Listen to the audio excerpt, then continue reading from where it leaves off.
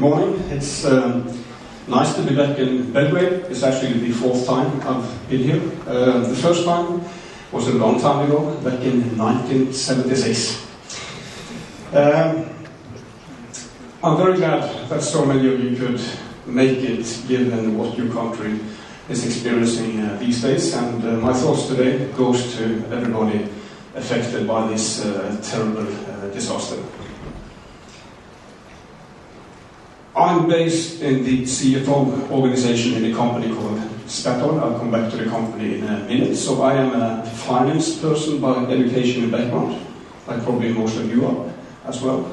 But I've also spent some years working in human resources, heading up an HR function. That's actually relevant for what I will talk about today, because there's a big doses of people into Beyond Budgeting.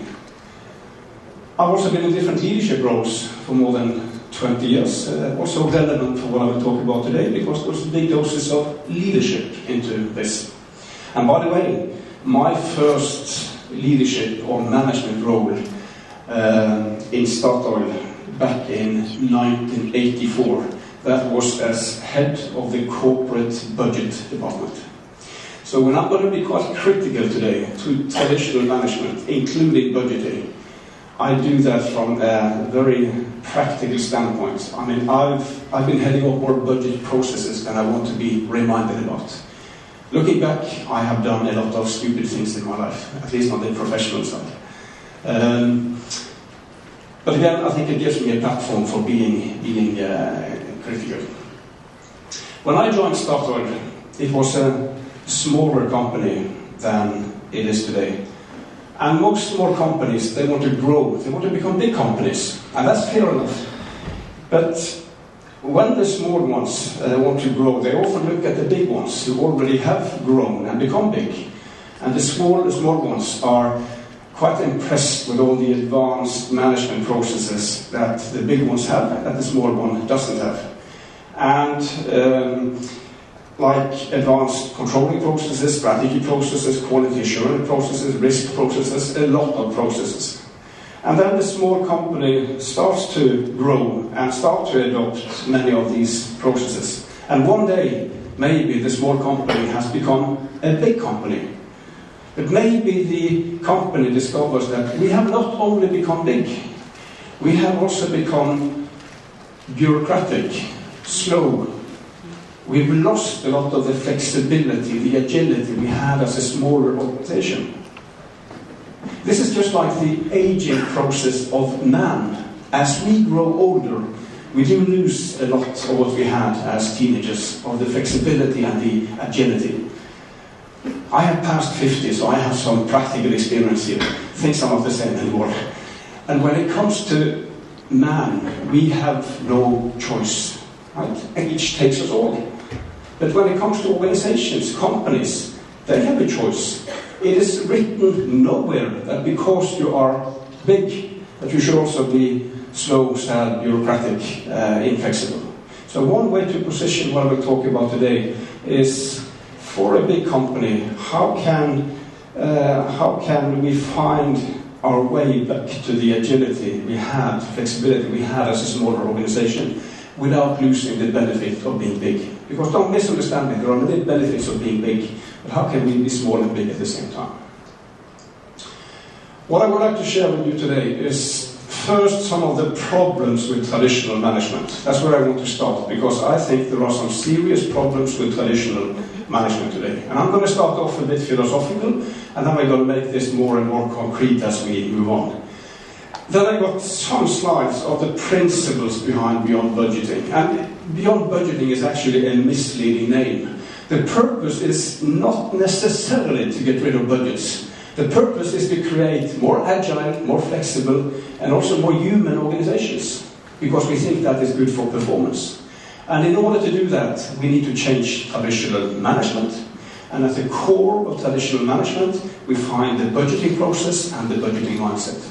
So that is where the name is coming from, but this is about much more than only budgets. I've actually been in companies that still has budgets that are more beyond budgeting than other companies that kind of technically have kicked out the budget, but they have just found other ways of doing all the stupid things on. So it's not necessarily only about budgets. Then we shall spend most of the time talking about how we are trying to do this in STATOIL. And I'm saying trying because even if everything that we talk about is decided, we started out in 2005, everything I will talk about is written into what we call the STATOIL book. But the fact that this is decided, written into the book, does not mean that all of this has reached every head and every corner of STATOIL. This takes time. This is not a quick fix. It's actually quite painful for a number of managers. But real change is never a straight line from A to B. Real change is messy. Real change is about making mistakes, making detours, falling down, getting up again, but moving on and moving on. And it takes time. STATOIL. STATOIL is a Norwegian oil and gas company with significant international activities. And here is some data on the company. On Fortune 500, we rank around plus minus 40. Depends, of course, a bit on the oil price. But when it comes to these two metrics, we did pretty well recently. Social responsibility, we came out as number 1, Fortune 500. And on innovation, we came out as number 7. And of course, when it comes to innovation, this has a lot to do with technology, given the kind of company we are.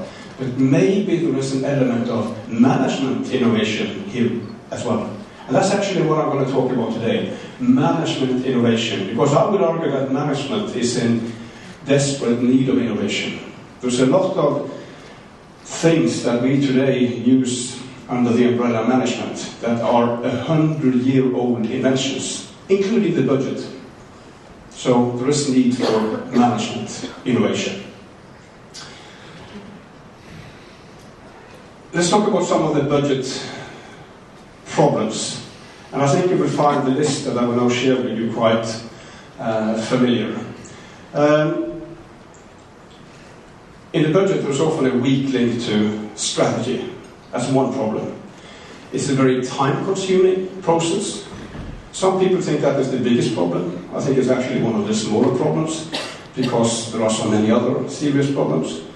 A budget often forces decisions to be made too early and too high up in the organization.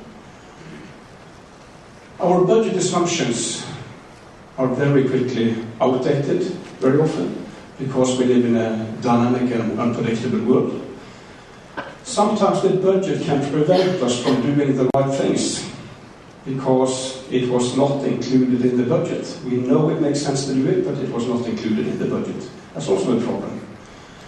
Sometimes a budget can lead to, or the budgeting mindset can lead to a strange forecasting horizon. I call it the accordion horizon. And that is what happens when we, at the beginning of the year, that we want to understand and look all the way to the end of to December.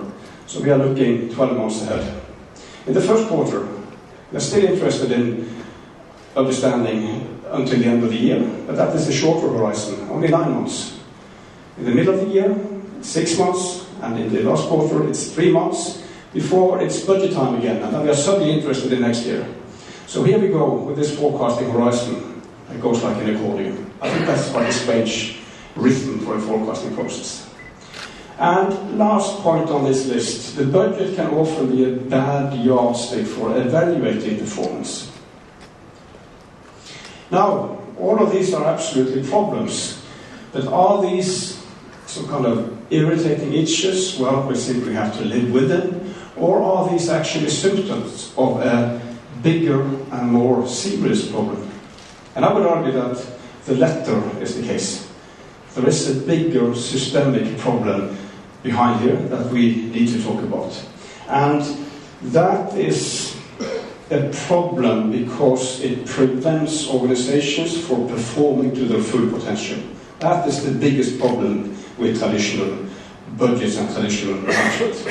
And I would like us to reflect a little bit around performance in a slightly different setting than business before we move back to business. Because we must never forget that the only reason we exist as finance people, as controllers, that is to help our organizations to perform to their full potential. It is as simple and as difficult as that. So performance is a key word in what I want to talk about. And we want performance in many settings, also in traffic. And we are driving to work in the morning. We would like to see good performance in the sense that we would like to experience a safe and good flow of traffic. Right? Nobody likes traffic queues. Traffic authorities, they are actually doing performance management in order to make that happen. And here is something that we often meet in traffic crossings put up by the traffic authorities. The purpose is to create good performance, a safe and good flow. Who is actually in control here, and based on which information? Well, those in control here are the guys who program this traffic light. And where would these guys be as you are sitting waiting for that green light? They would not be in that traffic crossing together with you. There's nobody sitting inside that pole, as far as I know. I never checked, but I don't think so. That person would be in his or her office, programming the next light. And the information this programming is based on would, for obvious reasons, not be entirely fresh information as you are sitting there waiting. Right? So this is one way of managing traffic, the traffic light. There is an alternative. That's the roundabout. Same questions, very different answers. Who is managing in the roundabout? It's actually people in the situation. It's us, the drivers. And based on which information? Real-time, fresh, here and now information. So very different answers. Could be interesting to compare a bit more these two ways of managing. So let's do that. First of all, which of these two is normally most efficient? And I don't know about Belgrade here, but normally research is showing that the roundabout is actually more efficient. And maybe that has something to do with not just access to fresh information, because that we have in front of the traffic light as well, but in the roundabout we have the authority to act on that information. That you don't have in the traffic light. Maybe that's the reason why this is more efficient. There's actually one more thing that needs to be in place beyond information and authority. I'll come back to that in a minute. Which of these two is more difficult to drive in? It's the roundabout. And I would argue that everything we are trying to do in STATOIL is in many ways more difficult now than the old way. But our guiding star cannot be to go for what's easy because it's easy. We have to go for what's good for performance, and sometimes that is a bit more difficult. So competence is actually a key word here as well. Last question before we leave traffic. Is it relevant to talk about values in this setting of traffic? I will argue yes. We sometimes talk about values-based management, and the opposite of values-based management is rules-based management. The traffic light is one simple big rule. Red is stop and green is drive, and we can always discuss yellow, but it is a very simple rules-based system. And if there is a value set among drivers waiting for that green light, which is about me first, I don't care about the rest, that's normally not a big problem in front of that traffic light. But in a roundabout, we are much more dependent on everybody having a common positive purpose of wanting traffic to flow well. Here we have to be more considerate. We have to interpret the intentions of others. We have to make our own intentions visible. We have to interact with people in a very different way. So it's not enough with fresh information authority to act on it. You also need a set of positive values. And I would argue that all of this is relevant when we now are moving back to business. Because what you see here on the right-hand side is a more self-regulating management system than what you see on the left-hand side. And it is a system where you could actually question whether authorities actually are managing at all. Maybe what they do here has more to do with creating conditions for great performance to take place. And then they leave it to people in traffic. In the traffic lights, traffic authorities are very actively managing performance by the sequence of the red and the green. But on the right-hand side, It's more about creating conditions. And I would argue that we need more of that mindset today, in today's business, about creating conditions for great performance to take place. I'm not sure that I think our ability to manage performance in today's dynamic environment is actually more limited than what we like to think. I think our ability to control is more limited than what we actually like to think. But that is not necessarily bad news, because there's a lot of great things we can do when it comes to creating conditions for great performance to take place. And again, what you see on the right-hand side, a more self-regulating management system. And I would argue that we need, in today's business realities, we need more self-regulating management models. And we need that for two reasons. The first reason is about the business environment we operate in, which is much more dynamic, turbulent, unpredictable than when I started my budgeting career in the early 80s. They have an expression in the military, you might have heard it, it's called VUCA, V-U-C-A. Volatility, uncertainty, complexity, ambiguity. That is spot on to describe a business environment that most organizations are operating in today. And if we take that VUCA seriously, it has significant implications for how we design our management roles. So that is one reality we need to take seriously. The other one is not external, it's internal, and it has to do with people. And it has to do with asking ourselves, what kind of people do we think we have in the organization? And there are many labels and languages you can use to talk about that. We have used something that was introduced by an American called Douglas McGregor back in 1960. He introduced something called Theory X and Theory Y. There's nothing to do with Generation X and Y, that came much later. Theory X is in a way a negative view on people and what motivates people. That is a view that most people in an organization is a bunch of potential thieves and crooks. They must all be managed tightly, they must be kept on short leashes, because if not, we know what will happen. They will all run away, do a lot of stupid things, and spend money like drunken sailors. Well, that's the popular version. McGregor, he was a bit more polite when he talked about Theory X, but I think that's what he meant. Then you have Theory Y, very much the opposite. A view that most people in an organization, beyond being well-educated, competent, are actually responsible people who want to perform, who want to be involved, who want to be listened to, want to be treated as adults. And again, it makes a big difference whether we mainly believe in X or mainly believe in Y. And if we combine these two realities we need to take seriously, then it might look like this. You will recognize the two dimensions I talked about. And I would argue that traditional management lies down in the left-hand corner here, with a belief, consciously or unconsciously, that the world is still a plannable place, and that most people is on the X side.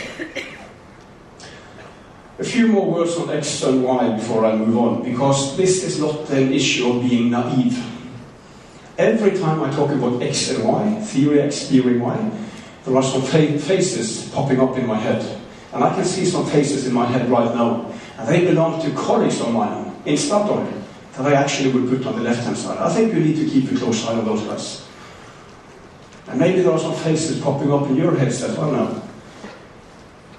Because those guys exist in any organization. That's not the issue. The issue is, do they constitute a minority or a majority? And if they exist but constitute a minority, we cannot base the design of our management models on minorities. We need to base our design on our majority view. And then we need to find other ways of dealing with these guys. It's just like in a free society, we are not putting everybody in jail because someone has done something wrong or will do something wrong. We are after all, free citizens within certain boundaries until we do something wrong. Now, in order to get out of traditional management, we need to address both leadership and management processes. And what we need to get out of is something that I would argue is very rigid, it's very detailed, it's very annual. It's very rules-based. There's a lot of micromanagement. There's a lot of centralized command and control. There's a lot of secrecy, and there's a strong belief in sticks and carrots as ways to motivate and drive performance. There might have been a time when this was the right place to be. There might even be places around today where this is the right place to be. But for us in STATOIL, that is a very uninteresting discussion, because we know that our business environment is up there with a lot of VUCA. And we believe that most people in STATOIL is on the Y side and not on the X side. Which means that we can't be here. We need to get up in that upper right-hand corner by addressing both leadership and management processes. On the leadership side, we need to be more values-based than rules-based. That doesn't mean no rules, but in general, the more values-based you are, the less rules you actually need. We need more autonomy. In this world, with a lot of VUCA and uncertainty, there isn't always time to run 9 floors up to get that decision, because then it might be too late. We also need more transparency, and this is good news for all the managers out there who are afraid of leaving that left-hand corner because they are afraid of losing control. And I can understand that fear of losing control. But I would also argue that a lot of the control these managers are afraid of losing is only an illusion of control. But the fear is still real. So here is some good news for those who are afraid of losing control. Transparency is a very effective control mechanism.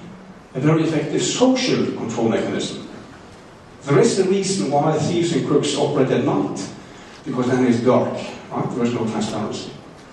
Here is a little story from a Swiss pharmaceutical company, quite a giant. They are called Bosch. You might know that company. And they did a very interesting experiment recently in an area that we all can relate to, namely on travel cost. On travel cost, in a pilot, in part of the company, they kicked out the travel budget, they kicked out most of the travel regulations. What they introduced instead was full transparency. Everybody could see everything, with a few exceptions. Everybody could see everything. Did you travel, and to where, and did you fly, eat and sleep, cheap or expensive? Open for your colleagues to see, and vice versa. And then they started out. What do you think happened with travel cost in the pilot versus travel cost in the rest of the company? Came down.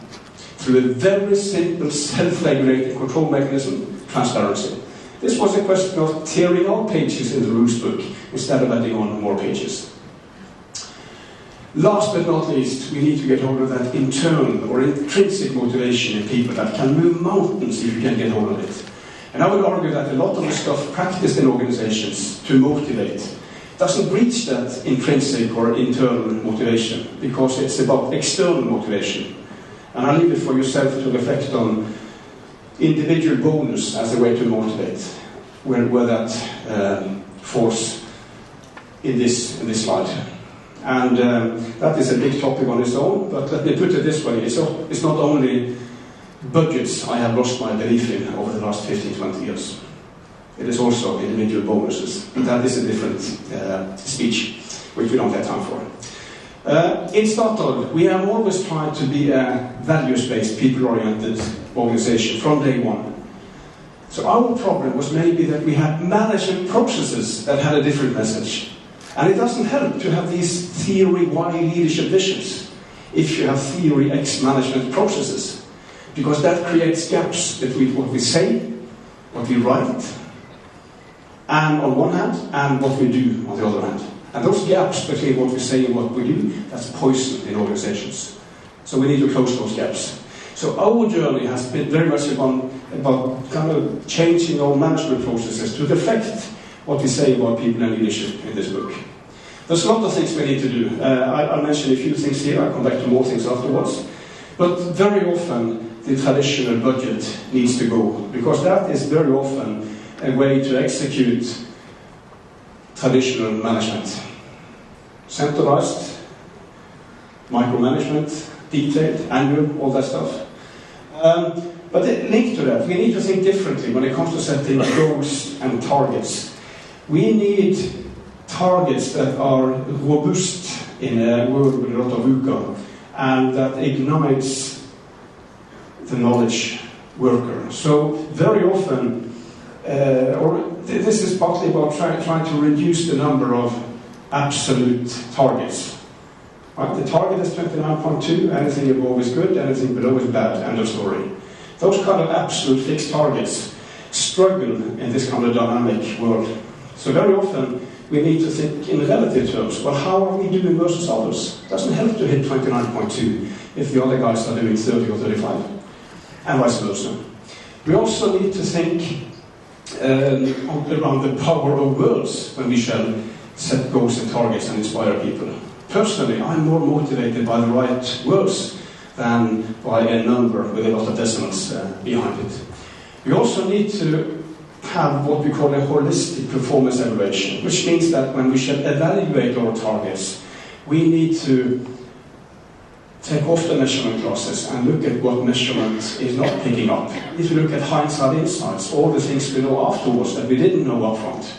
I'll come back to that later. Last but not least, we need a more dynamic rhythm in our processes. All the stuff we do with target setting and forecasting and planning and resource allocation, all this stuff, we need to do this on rhythms that reflects the rhythms of the business. And that is very often not the same as the rhythm of the calendar. If you think about it, January to December, if that is your fiscal year, is very often an artificial construct from a pure business point of view. Not from an accounting point of view, not from a tax point of view, but that's not what we are talking about here. So we need to operate with more business-driven, event-driven rhythms instead of organizing everything around January to December. And this is actually what Beyond Budgeting is about, trying to move up in that upper right-hand corner by addressing both leadership and management processes. Now, for some, the people leadership dimension here becomes too demanding and too big. But there's still a lot of things you can do here in the vertical axis on the process side, even if you don't want to kind of touch that people leadership dimension. But if you want the full effect of this, you need to think in both dimensions.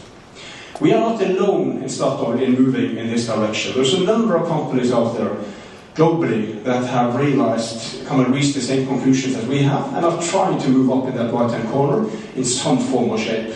Here are some of those companies. On the left-hand side, there are some Norwegian companies that you wouldn't recognize probably, but you would recognize Telenor up there in the left-hand corner. In the middle, some other European companies. On the right-hand side, some US, American companies. And in between here, some Asian companies. And the veteran here, the pioneer, is a bank. And that is a bank that we find on top here, Swedish Handelsbanken, which actually they operate across Europe these days. They are quite big. And this bank have operated without traditional budgets since 1970. They kicked out traditional budgets in 1970, not as a goal in itself. That was just one of many things they were doing in order to move up in that corner. And this bank has been sticking to this very different way of managing compared to other banks for more than 40 years now. Which means that we should ask the question, does it work? Is it good for performance? And if you can look at the 40-year period, we should be able to have a view on that. And this bank has been performing better than the average of its competitors every single year since 1972. Every single year. This is among the most cost-effective universal banks in Europe. And this bank has never needed a bailout from the authorities because they messed it up. I can think of a number of other banks who messed it up and did stupid things. This bank, never. It can't be a coincidence. This consistent, great performance over years and a management model which is very different from others. Unfortunately, I don't have time to kind of go in depth, but I'm struck by the simplicity of that model. All the things that they don't do, that most other companies think they have to do. For instance, they don't set targets. but they still perform extremely well, as one example. Handelsbanken and some other companies, they inspired what became known as Beyond Budgeting. Most companies here were inspired by Beyond Budgeting, directly or indirectly, including STATOIL. And I want to share with you the 12 Beyond Budgeting principles before we then move to STATOIL. And I want to say two things before I put out that slide, because as you would have understood, this is pretty big stuff. And for some people, it's scary stuff, especially in the leadership dimension. But, first of all, you don't have to do everything at the same time. It is possible to do this stepwise. In most of these organizations, it has been an evolution more than a revolution, in most of them. The other thing I want to say is that those principles do not represent a recipe, a management recipe. I'll tick the boxes, do this, do that. They represent some principles, a philosophy. What this should mean in your organization depends on what kind of business you're in, what kind of history you have, what kind of culture you have. It's not identical what has happened in these organizations. And that is the way it should be. I don't like management recipes, because in a management recipe, and there's a lot of them out there, in a management recipe, somebody have done all the thinking for you. Your only job is to read the book and implement, tick the boxes. Or read the books, because typically there are a million books written on the most popular management recipes. I find that quite boring, just to implement other people's thinking, but also quite dangerous. Kind of blindly do what others tell you to do. So, if you like to think for yourself, there's a lot of good things in Beyond Budgeting. The principles that look like this, I won't go through all of it again, but you will recognize some of the things I talked about. That we need to address both leadership and management processes. Values is important, autonomy is important, transparency is important, as some examples. On the right-hand side, think more in terms of relative goals and targets. Here's a view on rewards, which I will come back to in a minute, Principle 8. Principle 9 and 10 partly addresses the rhythm in the process. Make it more continuous, not less from an annual stunt. And it's first on Principle 11 that Beyond Budgeting talks about cost. And this is one of the big misunderstandings around Beyond Budgeting, that people think that Beyond Budgeting means no budget, and for most people, a budget is a cost budget, which must mean that I can spend whatever I want, and cost is not important. That is a big, big misunderstanding. Cost is important, so it's actually the other way around. Cost is important, and because cost is important, we need more intelligent and effective ways of managing cost than what the traditional annual budget offers. Because in the traditional annual budget, we sit in the autumn every year, and from the top of the company, we hand out what often becomes in the companies millions of bags of money to the organization, which defines down to the last penny exactly the optimal size of the total spending in the company next year, but also the optimal size of each of these millions of bags of money.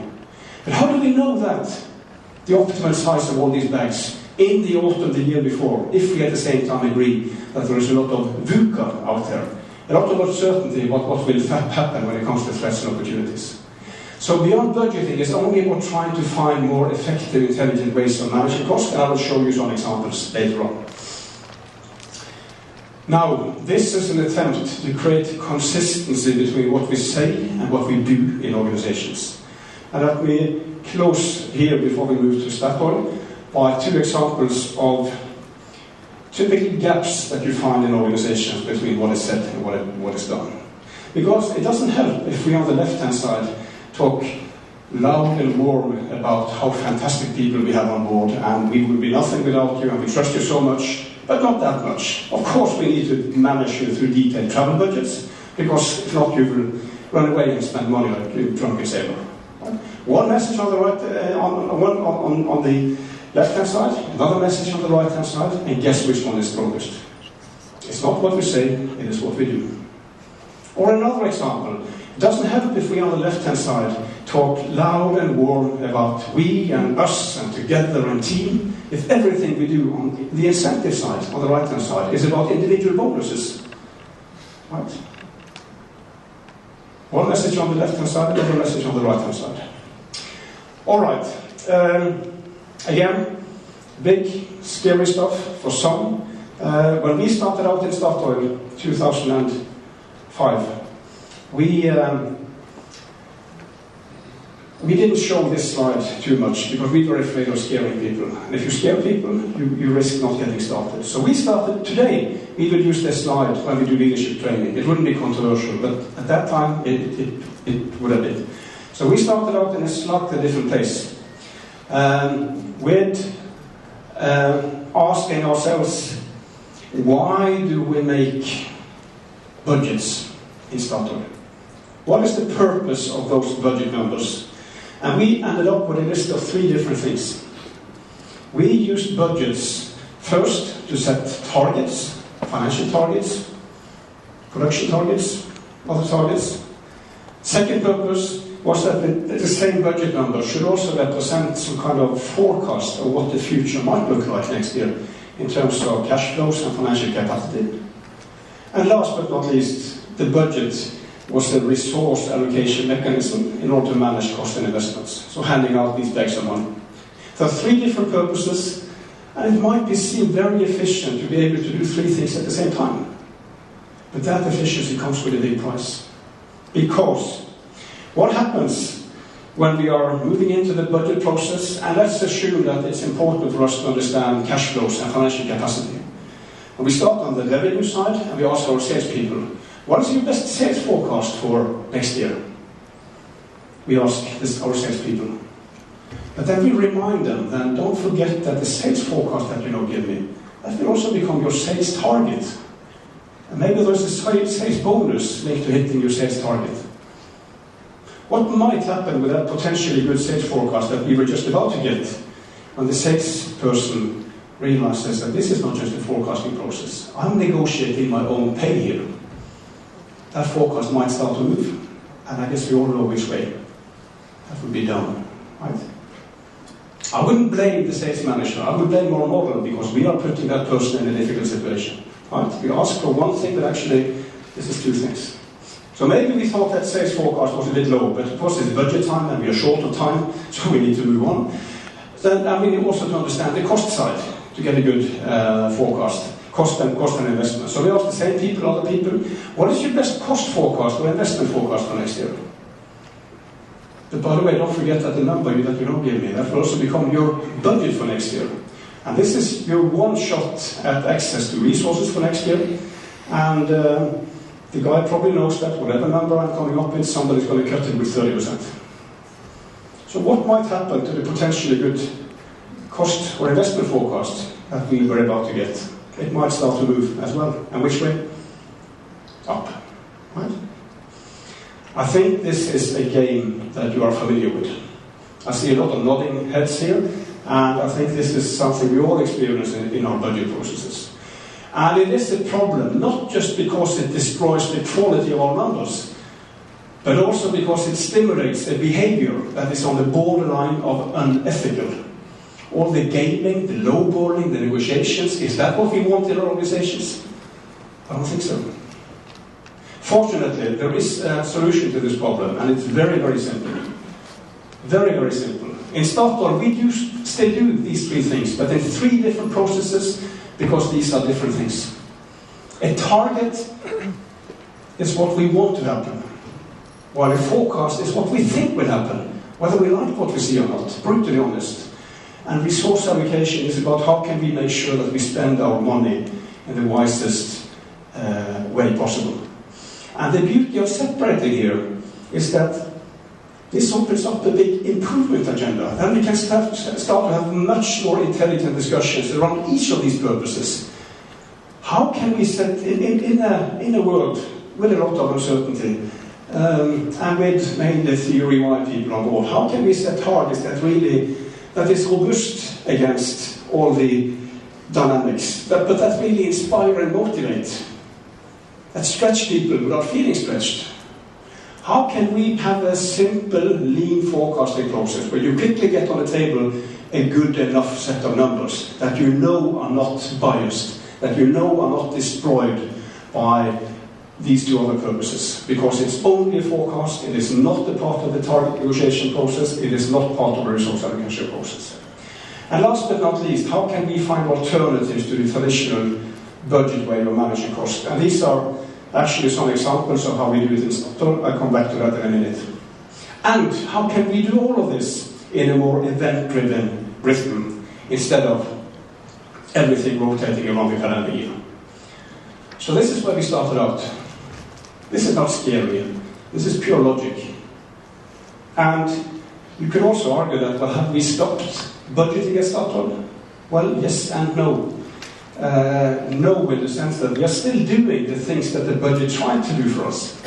But by separating, we have been able to do each of those three things in a much better way. Now, let me give you a few examples of what this could mean in practice. Let's start with the relative targets. Here is an example of the main financial targets that we have in STATOIL. And the KPIs as such here are not unique, shareholder return and return on capital employed, but it is somewhat more unique that we don't have absolute targets here. On the right-hand side, there is no percentage number as a target. The target has to be in the first quartile, compared to 12 other competitors of ours. On the left-hand side, the target is to be above average, the same, more or less the same league table. And we have actually been performing better than the average of our competitors on both of these metrics for the last 10 years. But right now we've been struggling a bit on the share price, but that is no backup, well above average, almost on top. But that's not the point here. The point is not how we are doing on this league table. The point is that this is a more relevant, better way of describing performance. It is not as precise as 12.5%, because we are not completely identical to all these other companies, but it's still a more relevant way of defining performance. And by the way, these two metrics, they drive the common bonus scheme we have in the company. Everybody in the same boat, us against the competition. We do also have some individual bonuses, I'll come back to that. Most of our KPIs are not, relative KPIs are not external like this, comparing STATOIL to others. Most are internal, comparing comparable units in STATOIL with each other. Not just to drive performance, but also to drive learning. Drive learning, how can we, how can you find other units in the company that are doing better than you, that you can learn? With the mindset. You need a different mindset, a more cost-conscious mindset, where we are asking ourselves different questions. The main question should not be, do I have a budget for this or not? And by the way, the budgets I'm talking about here are the annual, it could be a budget for operating cost, administrative costs, other fixed costs, investment and so on. We still have project budgets. A project budget is less of a problem than the annual budget. But the key question is not, do I have a budget? And it's okay, if I don't have it, it's not okay. The key question should be, is this really necessary? What is good enough? How is this creating value? And so on. And these are questions that we should ask every time we spend money. Of course you hear those questions in the budget world as well, but for some reason you hear those questions more often at the end of the year than in the beginning of the year. And I think I know why. Because in the beginning of the year, there are no worries, the budget bag is full, right? We have money. At the end of the year, we can see the bottom of the budget bag, and suddenly we have to become cost-conscious. We should be cost-conscious all the time, for every penny we spend.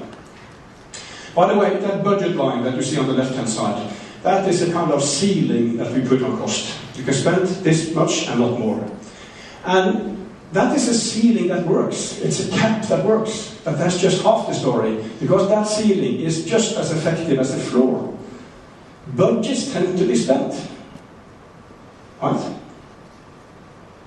And there is a very good reason for that, because it's rational management behavior. In a budget world, the rational thing to do for a manager is to spend your budget, not more, because then you're beaten up. But not less either, because then, well, you might be beaten up, because why did you ask for more money than you really needed? But also you might risk getting less next year. So don't be stupid, hit your budget. And when you hit your budget, the controller will kind of clap you on the shoulder and say, wow, fantastic cost control. We have great control in this company. Well, I will argue that the only thing you know is that, yes, you hit your budget. But that does not necessarily mean that that was the optimal use of resources. Maybe things have changed. Maybe somebody should have spent less. Maybe somebody should have spent more. So I would argue that that is an example of an illusion of control. Yes, we hit our budgets, we have great control and great performance. Don't fool yourself. It is not that easy. By the way, a detailed annual budget is great if you are a manager that don't like to make decisions. That's wonderful, because then somebody has made all the decisions for you, right? Especially if it's unpopular decisions, and you have somebody to blame. Well, it's the guy up there. So, anyway, this kind of mindset is necessary, but not sufficient. We do need something more. And we have two kind of, we have tools for kind of two different types of costs. We have one process for our big project decisions. And a big project for us could be billions of dollars, building platforms and building pipelines. And for these projects, we kind of mature these projects through decision gates. Decision gate 1, 2, and 3. And at decision gate 3, that is where the project asks for money, because then they are ready to go. And you can forward a project to decision gate 3 at any time throughout the year. So that is one process for these projects. They do end up having a project budget, but they can be proposed at any time of the year. So that is kind of the project side of managing cost without the budget. This is actually the easiest side. Now we have another menu that is, when it comes to operating, more running cost, operating cost, admin cost. And before I move to that, I want to say a little bit more about this project process. And of course, it is billions of dollars. And some of these numbers are so big that you almost get blind. There are so many zeros in these numbers. So I want you to forget the zeros. I want you to think about your own private economy here. And at least in my case, there was a lot of zeros disappearing when I'm thinking about my own finances instead of STATOIL finances. And maybe some of you have plans about doing something expensive in the coming period. A new car, a new kitchen, or you need to borrow money in your private bank. And imagine that when you are coming home tonight after this conference, there is a letter in your mailbox, or a mail in your inbox, from your bank, very polite letter, reading, "Dear customer, we have now changed the opening hours in the bank. If you want to borrow money from us, we are now only open in October, and the rest of the year we are closed. Kind regards." I don't think we need to worry about any banks sending those kind of letters. The banks have done some stupid things, but they are not that stupid. So don't worry, you will not get that letter from your bank. But back to budgeting. What is budgeting about? Isn't that about the bank being open once a year? We want the bank to be open 12 months a year, but you can still get a no on your request for money. Because cost is important. We should be just as good at saying no as yes. But when we say no, when we say yes, we make decisions. And in order to make good decisions, we need good information. And at which point in time do we have the best information? Not just about the project that we should have a view on, yes or no, but also our capacity. Do we have the money? Do we have the people to do this? Well, would that be in the autumn the year before? Or would it be as close as possible to project startup? And I hope we agree that the later you can decide, the better decisions you often make. Now, what about these other costs? Because actually, the smaller cost becomes, the more difficult this is in a way. How do we travel cost without a budget? Well, we have a menu for these other costs. On this menu, we want to leave what you find on the left-hand side, the detailed annual budget, where you've got a lot of bags handed out. One big bag, 1,003.4. Within that, a lot of smaller bags labeled salary, and overtime, and consultants, and travel, and steel and power, depending on what kind of business you're in. And very often, those bags are divided into 12 monthly bags. So there's a lot of packaging going on in a budget process. That is what we want to leave. But here's an alternative. This alternative we call a burn rate guiding. And it's more a kind of a mandate you're given, so that you shouldn't completely be in the dark. Operate at an activity level in your business that in money represents something around 1,000. Not 1,000.0, but around 1,000. And within that, you have a lot of freedom to make the right decisions. So much better than the traditional detailed budget. But sometimes it can be difficult to know, should it be 1,000, 1,100, 800, 1,200? Then we might move to relative terms and say that, no, there's not an absolute number, but there is a target, which is a unit cost target. It should cost this much for each unit that you have as output, that you produce or sell or whatever. And you can spend more if the output is higher, and vice versa. So more self-regulating. Or we might make it even more self-regulating and say that no, there's not a unit cost target as such with a number on, but your unit cost should be competitive and good compared to peers. Externally, internally, depends on who you can compare yourself, even more self-regulating. Then there's another alternative. If you have a unit that is a natural profit center, and they have a tough bottom line target, but this unit cannot run away and spend money like a drunken sailor. But it might be okay for this unit to spend more if what they spend is what we should call good cost. Because good cost, they create value. They are good for the bottom line. It's the bad cost we want to get rid of. So we have to distinguish between good cost and bad cost. And very often people out in the line know that difference better than corporate. I know that from my own experience. Last but not least, there is an alternative with nothing at all. No cost budget, no cost target. Maybe some words are said, some objectives or actions around costs might be expressed. The corporate staff unit I'm based in, we have been operating like that for many years. Sometimes we also had a burn rate guiding, but many years without nothing. And cost is not exploding in our unit. We discuss cost all the time. And if we shall make a big decision, we have a talk with our CFO. It might be a yes, it might be a no, depending on the quality of what we are proposing and our capacity, right? Looking at our trends and so on. So much more dynamic, organic decision making. And this is a menu where you can select based on where you are, what kind of business you are in. You can combine different things here. And on top of this, we always monitor actual cost developments, independent of which alternative is chosen here.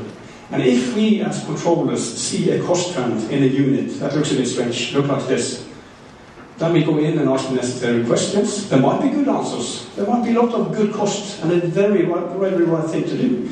But it might also be somebody that has abused and misused the trust shown in this model.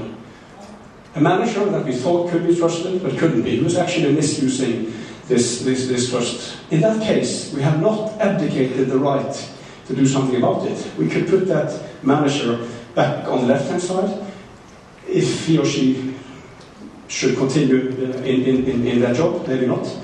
But we are not putting everybody in jail because somebody did something wrong. And this is a key message. The only thing you know if you're showing your more trust in your management models is that somebody will abuse that trust. Somebody will abuse it. It has happened in STATOIL, it will happen again. The easy thing to do is to put everybody in jail. Cancel this trust trend, doesn't work, right? Point to that example and that example. That's the easy thing to do. You can sit behind your desk and just issue a memo. The right thing to do, but the bit more difficult thing to do, is to take that talk with those guys, with that team, with that leader, and let it have the necessary consequences without punishing everybody else. That is the right thing to do. But then we have to talk to people, which some managers find a bit more difficult. Anyway, I want now, towards the end here, to move to the process that is the umbrella for all of this. We call it the ambition to action process.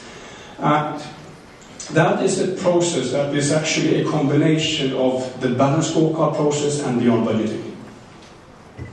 We had been running balanced scorecard for many years before we moved to beyond budgeting, so we simply combined the two. And when it comes to the balanced scorecard, if you are familiar with that, I want to say that I have an ambivalent view on balanced scorecards.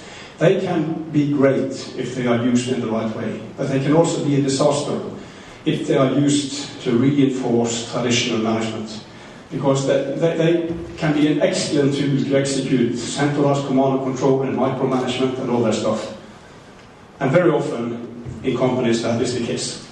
3 purposes: translate strategy, secure flexibility, and activate the words in this book. Activate what we say about people and leadership into our process. Then there are some steps in this process, look like this. We're starting off with translating strategy into something more concrete. So we haven't changed our strategy process. This is everything that happens after strategy. And by the way, strategy is about making choices. So if you never say no, you don't have a strategy. So next time somebody is presenting a nice strategy for them, ask these guys, what have we said no to? If they can't answer, there is no strategy. The slides might be fancy, but there is no strategy. But it's not enough to say no. We also have to be able to implement what we say yes to. And this is where ambition to action is coming in. By translating strategy into something more concrete. Where are we going? What does success look like on a medium-term time horizon? We are more on words here than on numbers. Then we are trying to find KPIs that can measure that we are moving in this direction. The only problem with measurement is that measurement alone moves nothing. Nothing happens just because we measure. You don't lose weight simply by weighing yourself, which I have tried, and it didn't work. And then my wife, by the way, she told me that, Bjarte, maybe you didn't stand there long enough. And that would be one kind of action, but not the kind of action that we have in mind, because we would like to see good actions that takes us towards these strategic objectives, and we will try to understand the consequences of these actions through forecasts. And then there is a translation of all of this into what does this mean for you and me and the teams that we are in. And here is an example of a translation of what this book says. Because we say in this book that we want to be a values-based company. But how can we be a values-based company if everything around values are absent in this process? So, when it comes to performance here, we have defined it not just as an issue of what you deliver in terms of business results. It's also about how these results are achieved. And how is defined by the values in this book. This decision came from our CEO himself. And in order to make sure that everybody understood that he was serious about this, he put the weighting between the what and the how. In all consequences for career and pay, bonus and so on, he put the weighting to 50-50.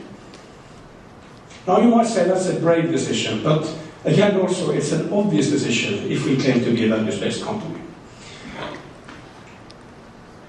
As I said, this is partly built on the balanced scorecard model, and some of you might have some similar steps in your process.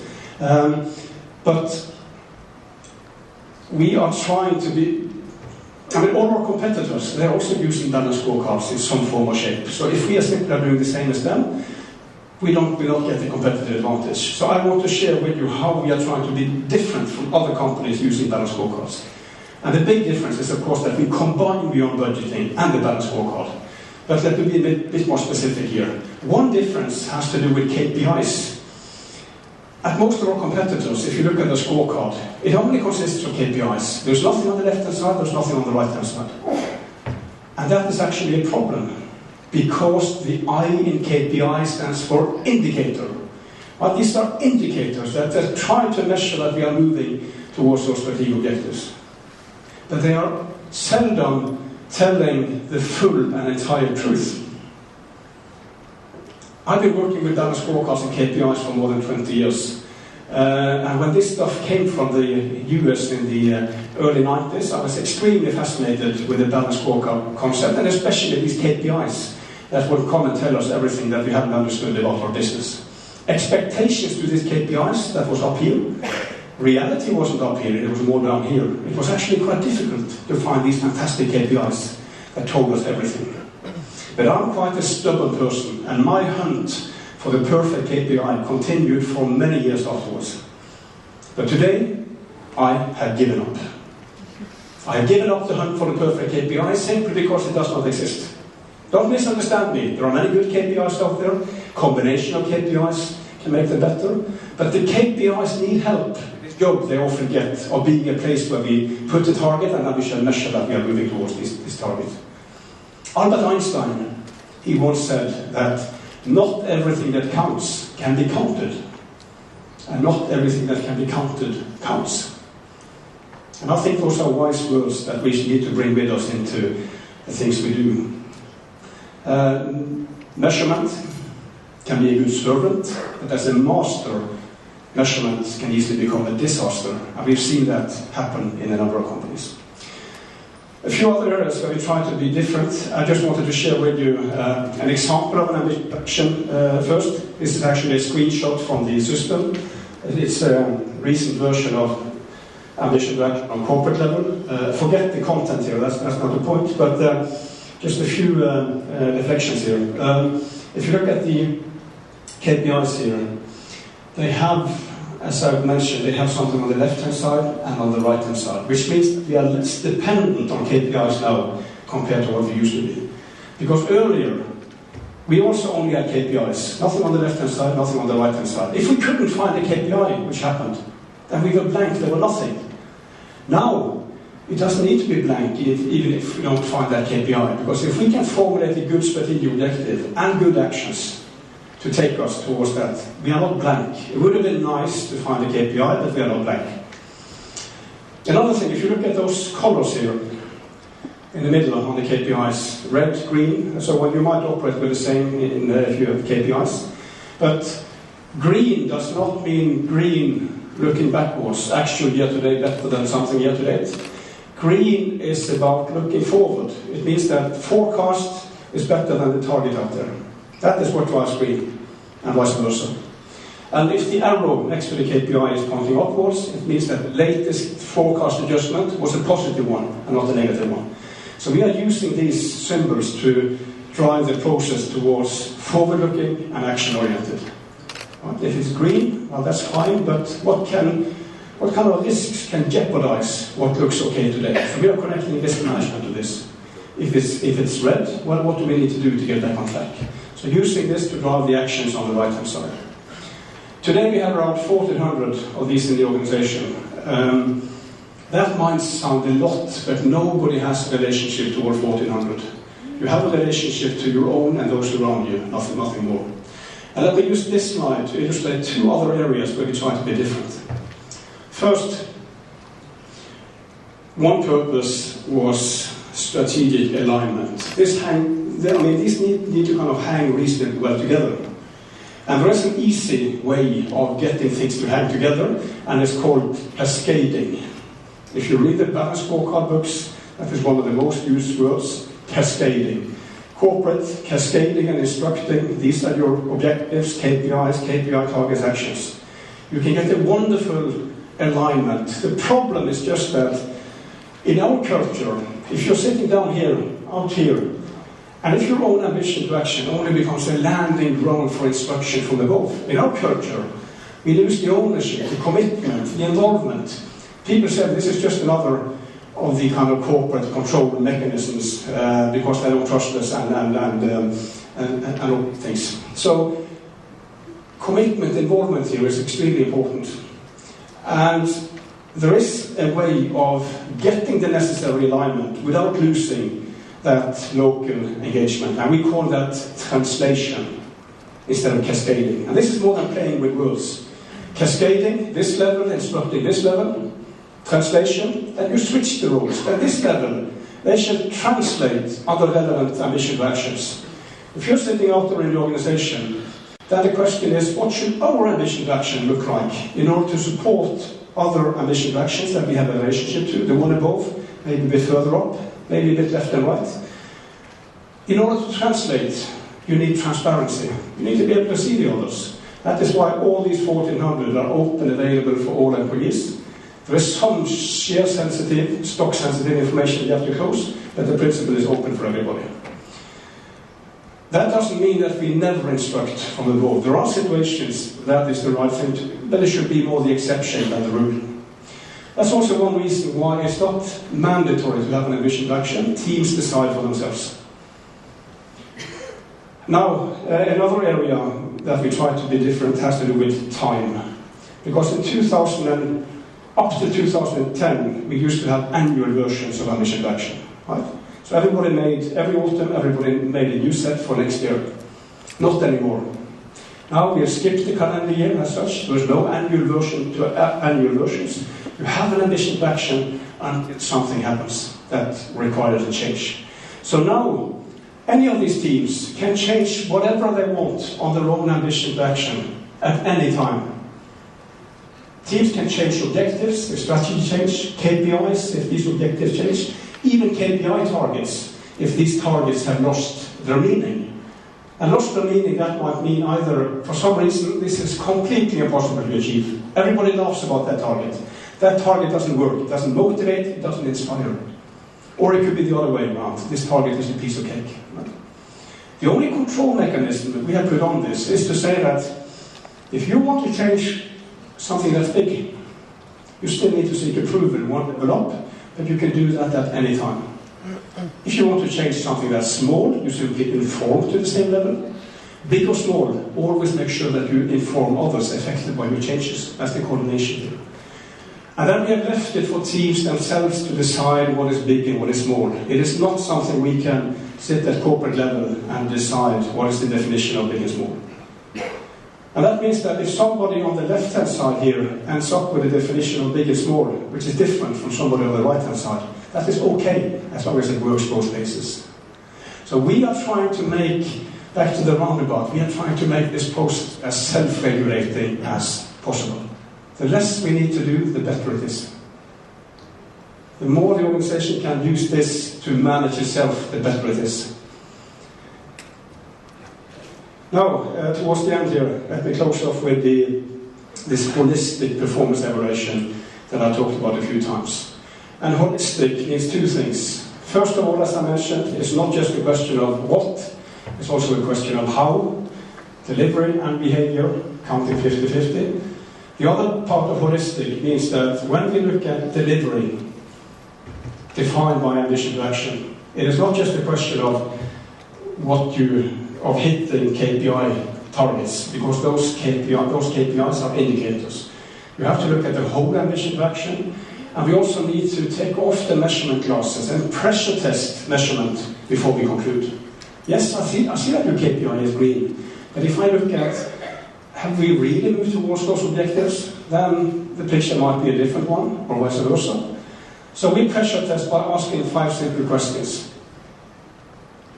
Again, have we really moved towards those strategic objectives? How ambitious were those targets? This is a key question for situations where, let's assume you have two teams doing basically the same. One team stretched, set an ambitious target. Maybe inspired by somebody out there who did really well. Target here, performance up here. They didn't completely make it. What's the color of the KPI? Probably red. Then you have another team, better at negotiations, lowballing, gaming. They were able to set the target here because now it's so difficult and you can't give them this high target, it must be done here. And then they performed here, above target. Wow, green KPI. If you take away these targets, which of these teams performed best? It was actually this team. And I don't think we should, very often it becomes more visible afterwards, who stretched and who didn't. And I don't think we should punish people who stretch and completely make it. So you need these kind of questions in your evaluation, because if not, I would argue that, again, back to rational management behavior, without that question, the most stupid thing you can do as a manager is to set yourself a stretch target. Very stupid thing to do. That just reduces the chance of hitting the target and getting the nice consequences of hitting the target. When we have concluded on another question has to be changes in assumptions, tailwind, headwind of such a magnitude that we should be taken into account. Doesn't mean that we should take everything into account. And when we have concluded here, that conclusion is the basis for development plans for all employees, and also rewards, merit pay, so fixed pay adjustment, and individual bonus for those on individual bonus. So it's the same system for everything. And to close off here, back to the metaphor, everything that I've talked about is about trying to move the way we think about managing performance more towards creating conditions for great performance to take place. This is an attempt to simplify, but simple is not the same as easy. It's actually quite difficult to simplify. And this is what I wanted to share with you. I don't know what time we have for questions now, but if you want to contact me later on, here are my coordinates. If you want to follow me on Twitter, that's highly appreciated. I use this account to tweet about Beyond Budgeting. And if you're even more interested, there was something called the Beyond Budgeting Roundtable. As a network of companies globally interested in this, I'm heading up the European one. And if anyone wants to come as a guest at one of our meetings, you're more than welcome without any commitments. Our next meeting is in London in the end of October. There's more information on the website. And what you actually heard now was the short version of the STATOIL story. You might have felt there's a long version sitting here and listening, but it was actually the short version. There is a long version, and you will find it in this book, which I wrote, which is about the STATOIL case, but also about something that we did in another company called Bogsnes in the middle of the 90s, kicked out the budget. Also more about the problems and more about implementation. All right, that is what I wanted to share with you, and I hope that you found that Beyond Budgeting maybe something else than what you thought it was when you came in here this morning. Thank you very much.